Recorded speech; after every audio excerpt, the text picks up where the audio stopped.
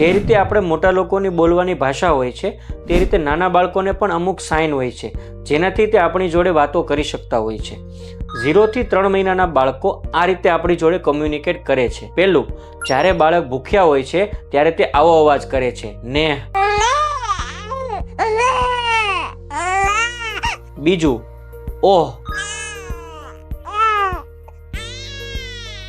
જ્યારે બાળકને ખૂબ જ ઊંઘ આવતી હોય છે ત્યારે બાળક આવો અવાજ કરે છે। ત્રીજું, હે। જ્યારે બાળકને પેટમાં દુખતું હોય છે ત્યારે બાળક આવો અવાજ કરે છે। ચોથું, એર।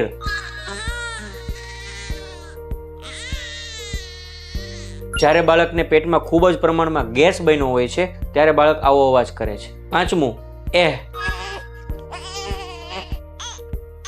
જ્યારે બાળકને ડકાર ખાવો હોય છે ત્યારે બાળક આવો અવાજ કરે છે। બાળકની આ ભાષાને ડન્સ્ટન બેબી લેંગ્વેજ કહેવામાં આવે છે।